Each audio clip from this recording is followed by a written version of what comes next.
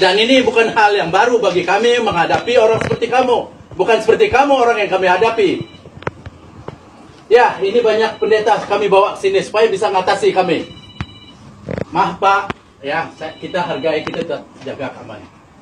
Ya, ngomong kamu, apa alasanmu? Kenapa kamu tiba-tiba bawa anggota-anggota ke sini untuk mengganggu, memberhentikan orang jangan sampai ada ibadah di sini?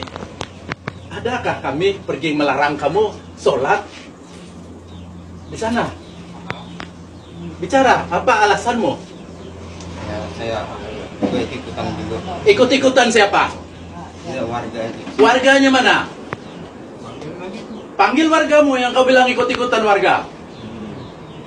Masih ada itu. Kami di sini membuat tempat ini untuk berbuat baik, bukan untuk membuat merusak warga di sini. Apa yang disampaikan tadi, kalau kami berbuat jahat, semua warga di sana akan habis. Itu yang kau mau. Apa alasanmu? Sampai suruh. Sampai ngacak. Ada, orang di belakangmu pasti ada. Tanya aja deh baik-baik. Apa alasannya? Kok tiba-tiba emosi? Saya tidak emosi, memang nada saya harus keras. Maaf Pak. Gak apa-apa Mas Yus, Gimana? disampaikan Mas Yus. Jangan takut, lebih baik sekarang terbuka supaya kedepannya beres. Silahkan disampaikan. Kenapa tiba-tiba Mas Yus emosi? Siapa-siapa, Bagaimana supaya ceritanya? nanti Silahkan. jangan lagi Kalau ku cari damai, hanya ku dapat dalam Yesus. Kalau ku cari ketenangan, hanya ku temui di dalam Yesus. Tak satu pun dapat menghiburku, tak seorang pun dapat menolongku. Hanya siapa? Hanya Yesus, jawaban hidupku. Haleluya. Assalamualaikum warahmatullahi wabarakatuh. Salam pagi. Aku kabarkan Injil keselamatan. Berbahagialah Bapak Ibu, kata firman Tuhan dalam Injil Matius 5 ayat yang ke-9. Berbahagialah orang yang membawa damai karena mereka akan disebut anak-anak Elohim. Ayat yang ke-10. Berbahagialah orang yang dianiaya oleh sebab kebenaran karena merekalah yang empunya kerajaan surga. Ayat firman ini Bapak Ibu dikhotbahkan oleh Yeshua HaMashiach di saat Yeshua berada di atas bukit. Ini khotbah di bukit ya saudara. Yesus mengatakan berbahagialah orang yang membawa damai karena mereka akan disebut anak-anak Elohim. Kita disebut anak-anak Elohim ketika kita membawa damai. Ketika kita membawa shalom ya Tuhan. Dimanapun kita berada, shalom Tuhan selalu kita bawa. Hadirat Tuhan selalu kita bawa. Sehingga orang-orang melihat kita, orang akan bertanya-tanya Bapak Ibu. Ya, kitab apa sih yang dibacakan oleh dia?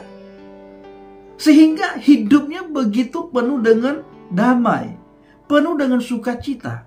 Dengan siapapun orang itu bertemu, orang itu selalu membawa hadirat Tuhan, membawa shalomnya Tuhan. Maka firman Tuhan katakan berbahagia orang-orang yang seperti itu karena akan disebut anak-anak Elohim. Kebalikan daripada apa yang tertulis dalam firman Tuhan dalam Injil Matius 5 ayat yang ke-9. Apabila orang itu selalu buat kemungkaran, ketika melihat orang lain tidak senang, melihat orang lain tidak sukacita, melihat orang lain penuh dengan amarah, terutama sekali ketika melihat orang yang beribadah kepada Tuhan. Nah ini Bapak Ibu, anak-anak kuasa kegelapan. Hidup orang itu pasti dipimpin oleh kuasa kegelapan, dipimpin oleh amarah. Kenapa? Karena kuasa kegelapan itu tidak senang dan tidak suka dan sangat marah ketika melihat orang-orang yang memuji Tuhan. Orang-orang yang beribadah kepada Tuhan yang benar. Kuasa kegelapan tidak senang. Kuasa kegelapan tidak suka. Dan dia akan mencari orang-orang tertentu untuk dipakai sebagai alatnya, sehingga menjadi pengacau di muka bumi ini. Maka kita melihat seperti di awal video tadi. Masa kita lagi beribadah, dia datang untuk membubarkan kita yang beribadah. Ketika ditanya, apa motivasimu dan siapa yang menyuruhmu untuk membubarkan ibadah? Jawabannya bab. Saudaraku, kita hari-hari ini jangan diam, saudara. Perlu kita bersuara. Dan siapkan kamera. Karena zaman ini zaman internet, saudaraku. Berbeda dengan zaman dulu. Ya, viralkan. Supaya ada tindakan. Kalau tidak diviralkan, ya tidak ada tindakan, saudara. Saya selalu mengajak teman-teman, orang-orang di sekitar saya supaya kita hari-hari ini tetap berdiri teguh di atas fondasi iman yang benar. Berpegang teguh pada firman Tuhan. Dan pastikan posisi kita ada di dalam kebenaran. Karena hanya dengan kebenaran kita dimerdekakan. Ya, agama tidak bisa memberikan jaminan apapun kepada kita. Justru dengan adanya agama, kita melihat saling berseberangan satu sama yang lain, saling menghina, saling menjelekkan, dan saling mengolok-ngolok. Bahkan, ya seperti tadi, ketika orang beribadah menurut keyakinannya dan tidak sesuai dengan keyakinan kita, orang itu akan membubarkan, tidak segan-segan. Ya, tetap saudaraku, kita bertindak hari-hari ini, berbicara, bersuara. Videoin, viralkan agar viral di media sosial dan orang-orang tertentu, oknum-oknum tertentu melihat bagaimana kelakuan dari orang-orang yang katanya agamanya itu paling bla bla bla bla bla bla bla bla bla dan bla bla bla bla.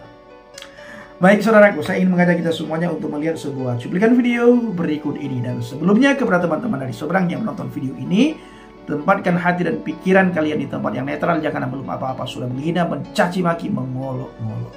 Tonton sampai selesai, baru setelah itu kalian komentar. Dan kepada saudara saya yang seiman, yang satu Tuhan, satu iman, satu baptisan, perkuatkan iman kita, jaga iman saudara, jangan sampai oleng, jangan sampai saudara nyemplung ke kamar sebelah, ya. Di luar Yesus tidak ada kedamaian, tidak ada sukacita, tidak ada ketenangan, dan tidak ada keselamatan. Yang ada kebinasaan. Di luar Yesus adanya kebinasaan. Ayo saudara, saya ingin mengajak kita semuanya untuk melihat sebuah cuplikan video berikut ini. Apa alasanmu? Kenapa kamu tiba-tiba bawa anggotamu ke sini untuk mengganggu, memberhentikan orang jangan sampai ada ibadah di sini? Adakah kami pergi melarang kamu sholat di sana? Bicara, apa alasanmu? Salam Alechem Bishem Yeshua HaMashiach. Salam damai sejahtera dalam nama Tuhan Yesus Kristus untuk kita semua.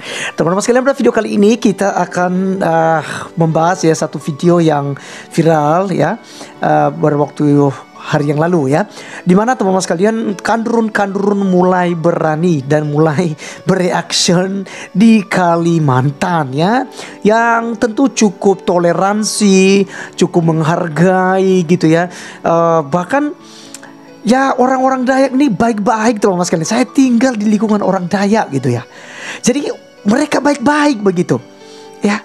Itu kalau mereka ada yang jahat ya itu mungkin karena kita begitu ya melakukan hal yang tidak baik di mata mereka begitu ya. Nah, mereka melarang orang Kristen beribadah, dan ini apakah ini ustadz, imam masjid ya, ada beberapa mereka dipanggil oleh pengurus-pengurus adat di Balikpapan ya. Ini terjadinya di Balikpapan teman-teman sekalian ya, Kalimantan Timur ya.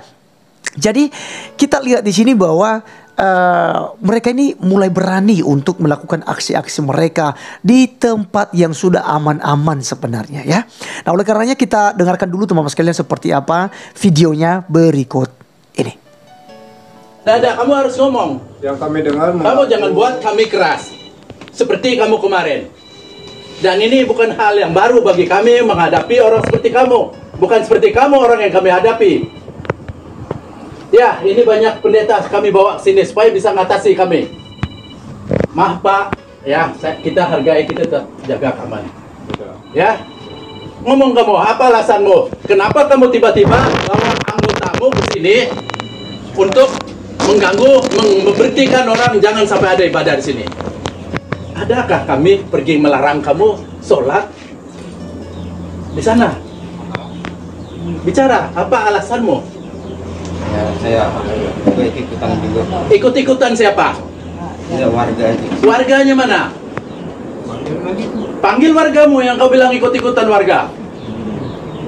Pasti ada itu. Kami di sini membuat tempat ini untuk berbuat baik, bukan untuk membuat merusak warga di sini. Apa yang disampaikan tadi, kalau kami berbuat jahat, semua warga di sana akan habis. Itu yang kau mau. Apa alasanmu? Siapa yang suruh? Siapa yang ngajak? Ada, orang di belakangmu pasti ada. Tanya aja deh baik-baik. Apa alasannya? Kok tiba-tiba emosi? Saya tidak emosi, memang nada saya harus keras. Maaf Pak. Gak apa-apa Mas Yus, Gimana? disampaikan Mas Yus. Jangan takut, lebih baik sekarang terbuka supaya kedepannya beres. Silahkan disampaikan. Kenapa tiba-tiba Siapa-siapa Mas Yus mereka, emosi? siapa-siapa, Bagaimana supaya ceritanya? nanti ini Silakan. jangan lagi Ya, teman-teman sekalian, itulah videonya. Dan teman-teman sekalian, saya berikan aplaus ya bagi pengurus adat di Balikpapan yang tentu saja tegas dan keras. Dan saya percaya di situ disertai dengan kasih ya teman-teman sekalian. Karena memang kekristenan itu diajarkan ya.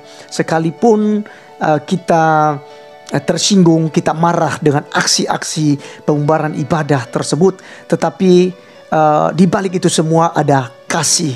Nanti ada jalan keluar untuk tabayun menyelesaikan persoalan ini. Apalagi di situ ada dari tentara, ada juga polisi yang mengamankan situasi keadaan di sana sehingga ya memang kondusif ya, tidak terjadi namanya keributan dan bisa diselesaikan ya secara adat. Karena memang di Kalimantan ini ketat sekali soal adat istiadat dalam hal-hal seperti ini. Nah teman-teman sekalian, saya mau sampaikan sesuatu bahwa hal seperti inilah yang harus ditiru oleh orang-orang Kristen dimanapun berada. Jangan takut ya untuk melawan mereka, ya untuk mengusir mereka. Ya, karena kenapa? Kita punya hak untuk beribadah. Undang-Undang Republik Indonesia menjamin kebebasan untuk umat beragama, bahkan untuk peribadatan. Mau ibadah di rumah, lalu ada yang membubarkan itu, ya harus lawan, ya. Dan harus kita paham hukum karena ketika ibadah di rumah, pasti mereka bilang mana izinnya? Ini bukan gereja gitu, ya. Pengalaman-pengalaman seperti itu yang dilakukan oleh para kandurun-kandurun. Nah caranya untuk menghadapi itu, ya undang-undang mana, ya yang melarang orang beribadah di rumah sendiri? Ya tunjukkan undang-undangnya. Karena tidak ada undang-undangnya. Yang perlu izin itu adalah gedung gereja, masjid, biara misalnya, atau sekolah-sekolah gitu ya punya izin dan lain sebagainya. Ya atau gedung-gedung ya yang dipakai secara kepemerintahan ya. Ya mungkin harus ada izin ya pendiriannya, ya ada akta pendiriannya dan lain sebagainya, yayasan-yayasan ya begitu. Tapi kalau ibadah di rumah itu tidak ada ya izin yang harus diurus. Ya kurang lebih seperti teman-teman muslim yang kemudian di perusahaan-perusahaan disiapkan musola, mereka sholat di situ, mereka beribadah di situ, ya dan musola-musola lain yang ada di pinggir jalan misalnya dibangun di situ musola, mereka beribadah di situ. Itu tidak ada larangan, ya tidak ada larangan teman-teman sekalian. Nah jadi kalau kemudian mereka menggunakan undang-undang seperti itu kita tanyakan itu, ya dan satu hal teman-teman sekalian bahwa ini semua adalah pekerjaan setan untuk menghalangi kekristenan, untuk menghalangi penginjilan, untuk menghalangi orang masuk di dalam jalan kebenaran, untuk orang percaya pada Yesus Kristus adalah Allah yang telah memperkenalkan dirinya kepada manusia sehingga melaluinya semua orang akan diselamatkan. Karena barang siapa yang percaya kepada Tuhan Yesus Kristus tidak binasa, melainkan akan memperoleh kehidupan yang kekal. Oleh karenanya teman-teman sekalian, mari kita tetap berdoa, kita serahkan semua dalam tangan Tuhan. Si kandurun tadi kan bungkam tuh. Ya katanya hanya ikut-ikutan, ya. Alasan ditanyakan pun tidak bisa memberikan alasan juga. Dan apa yang dikatakan oleh pengurus adat tadi, ya di sini bukan membuat keributan ataupun kejahatan, tapi yang dilakukan di sana adalah peribadatan kepada Tuhan. Masalahnya di mana? Nah, dia kan bungkam tuh, ada beberapa orang mereka di situ nggak bisa memberikan jawaban. Nah, oleh karena itu teman-teman sekalian, biarlah hari ini menjadi pengalaman bagi kita. Terus berdoa kiranya di 2000 Ya, 24 ini, dan dengan dilantiknya nanti presiden terbaru kita, yaitu Prabowo dan Gibran, mereka dapat mengatasi hal-hal ini dengan tegas menindas para kandrun yang mencoba menyakiti umat beragama lain. Ya, ini kita mudah-mudahan semuanya ini bisa beres. Di zaman Pak Jokowi, ya, banyak gereja yang sudah ditutup, disegel, bahkan dibubarkan ibadah-ibadah Kristen. Ya, dan sekalipun ada tindakan-tindakan, tetapi tidak belum semuanya ada efek jerat ya bagi orang-orang yang melakukannya. Dan mudah-mudahan di Pak Prabowo dan juga Pak Gibran yang telah dipercayakan untuk memimpin NKRI atau Indonesia ini 5 tahun ke depan, biarlah semuanya bisa ditolong oleh Tuhan dan mereka bisa mengatasi persoalan-persoalan penutupan tempat ibadah, rumah ibadah, bahkan pembubaran ibadah ini. Mari kita sama-sama melawan radikalisme, premanisme, dan terorisme yang ada di Republik Indonesia.